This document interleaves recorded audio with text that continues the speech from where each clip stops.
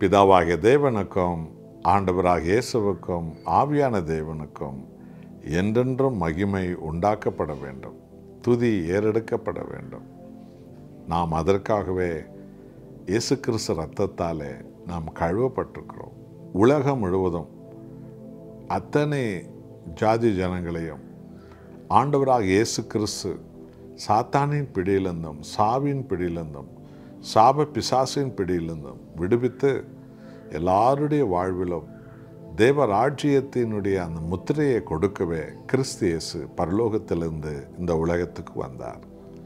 லூக்கா 11:20 வசனத்தை நீங்கள் பாருங்கள். நான் தேவனுடைய விரலினாலே பிசாசுகளை துரத்துகிறபடியால் தேவனுடைய ராஜ்யம் உங்களிடத்தில் வந்திருக்கிறதே என்று சொன்னார். ஆமாம் அன்பானவர்களே, பரலோக தேவன் அணிநித்தியமான இந்த உலக வழியிலிருந்து நித்தியமான பரலோக ராஜ்யத்திற்காகவே மனித குலத்தை தன் ஜீவனை கொடுத்து மீட்க ஆண்டவர் இயேசுவாக இந்த உலகத்துக்கு வந்தார். மனித இனம் பாவத்தில் விழுந்ததுனாலே பிசாசின் அடிமைத்தனத்தில் மனித குலமே மூழ்கி போனது. அதனால தான் அக்கிரமங்களும் வேசித்தனங்களும் கொலைகளும் கொள்ளைகளும் ஜாதி வெறிகளும் பதவி வெறிகளும் நீ நான் என்ற போட்டிகளும் ஒருவர் அழிக்கிற பிசாசின் கிரியைகளும் பலவிதமான பாதாள பேய்களுடைய செயல்பாடுகளும் மிருகத்தனமான செயல்பாடுகளும் பூமியில் இன்றைக்கு தலைவரித்து ஆடுகிறது. ஆனால் ஆண்டவராக இயேசு கிறிஸ்துவோ தேவனுடைய விரலாக இந்த உலகத்துக்கு வெளிப்பட்டதுனால பிசாசின் பிடியில் சிக்கியிருக்கிற ஒவ்வொருவரையும் ஆண்டவர் இயேசு விடுவித்தார். அவர்கள் எல்லோரும் சாத்தானின் பிடியிலிருந்து விடுவிக்கப்பட்ட அந்த நிமிஷம் முதற்கொண்டே பரலோக ராஜ்யத்தின் வல்லமை அந்த ஜனங்களை சூடிக்கொண்டது, மூடிக்கொண்டது. அவர்கள் பரலோக பிதாவை அப்பா பிதாவை என்று அழைக்க ஆரம்பித்தார்கள். பாவத்தை விற்றுவிட்டார்கள், அக்கிரமத்தை விற்றுவிட்டார்கள், பழைய சாத்தானுடைய வழிகளை விற்றுவிட்டார்கள், கொள்ளைகளை விற்றுவிட்டார்கள், நீதியில் நடக்க ஆரம்பித்தார்கள், சந்தோஷத்தில் இருக்க ஆரம்பித்தார்கள், பரிசுத்தத்தில் மூழ்கி போனார்கள், உத்தமத்தில் நடந்தார்கள், நேர்மையில் நடந்தார்கள். அவர்கள் எல்லோருக்கும் பிரயோஜனமான அன்பின் பாத்திரங்களாக இருந்தார்கள். ஏழை எளியவர்களை ஆதரித்தார்கள், கட்டப்பட்டவர்களை விடுவித்தார்கள். அனுதினமும் உயர்விலும் தாழ்விலும் தேவ சந்தோஷத்தில் சமாதானத்தில் அந்த பரலோக மகிழ்ச்சியோடு கூட வாழும் அந்த வாழ்க்கை. ஆகவேதான் ஆண்டவராக இயேசு கிறிஸ்து உலக முடிவு மட்டும் உங்களோடு கூட இருக்கிறேன் என்று சொன்னார்.